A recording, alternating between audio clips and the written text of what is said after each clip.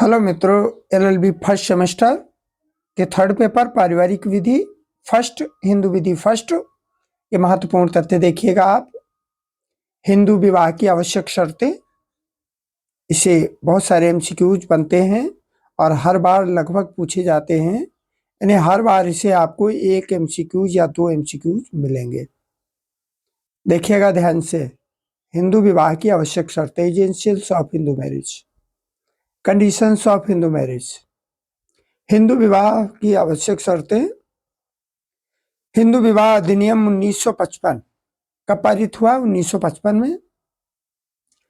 एक वैध हिंदू विवाह के लिए कुछ शर्तों का निर्धारण किया गया है। वो कौन कौन सी हैं देखिएगा, जिनका निम्न शीर्षक के अंतर्गत अध्ययन किया जा सकता है। हिंदू विवाह अधिनियम 1955। एजेंशियल कंडीशंस देखिएगा। एक पत्नी विवाह। हिंदू विवाह अधिनियम 1955 की धारा 5 भाग 1, नोट कर लीजिएगा इसको। हिंदू विवाह अधिनियम 1955 की धारा 1 के अनुसार एक वैध विवाह के लिए, यानी जो लीगल मैरिज है के लिए, प्रथम आवश्यक शर्त वर वधू को जीवित पत्नी या पति पहले से नहीं होना चाहिए। नोट कर लीजिएगा इस बात को। सबसे पहली कंडीशन है 1955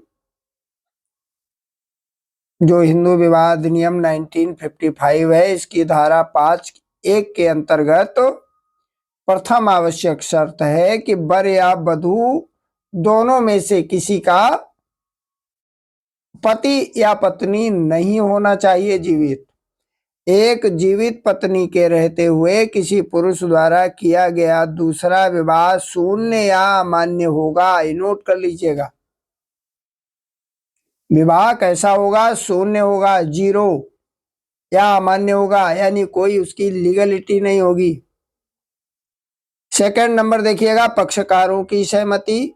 हिंदू विवाह अधिनियम 1955 धारा 5 के सेकंड पार्ट के अंतर्गत वैध विवाह की द्वितीय शर्त प्रतिपादित की गई है कि इस अधिनियम को सन 1976 में संशोधन के पश्चात सम्मति को यह विवाह के पक्षकार की सहमति प्रदान की गई है, यानी पक्षकारों की भी सहमति होनी चाहिए।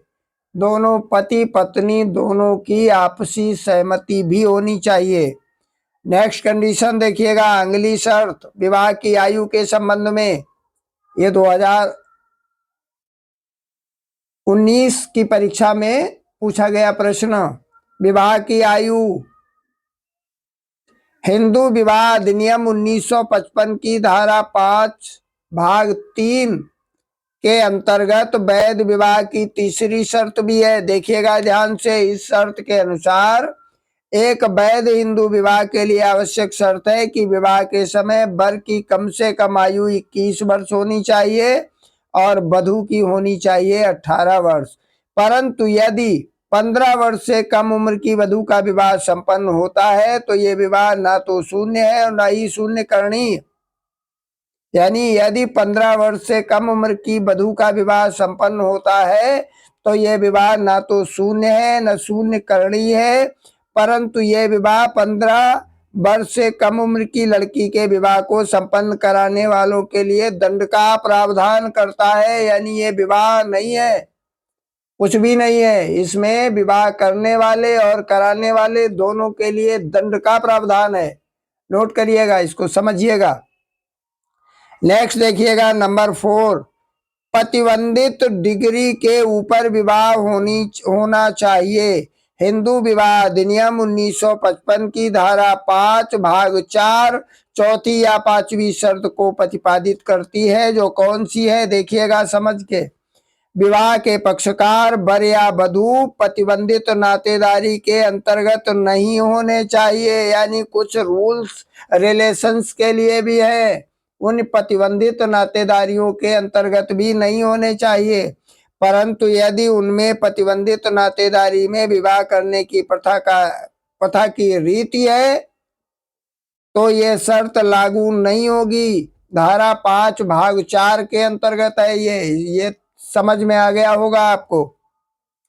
नेक्स्ट देखिएगा, विवाह के पक्षकार वर तथा वधू सपिंड नहीं होने चाहिए। अभी सपिंड की भी परिभाषा आपको नेक्स्ट वीडियो में समझाएंगे।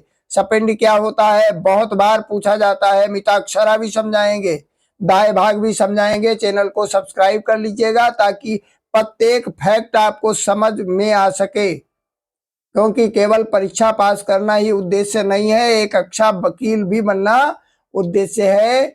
प्रत्येक वीडियो पूरा सुना करिएगा। प्रयास ये करते हैं कि आपको बहुत अच्छी शुद्धतम जानकारी मिल सके। चैनल को सब्सक्राइब कर लीजिएगा। यदि संभव हो तो एक लाइक भी कर दीजिएगा अगर अच्छा लगे हमारा प्रयास।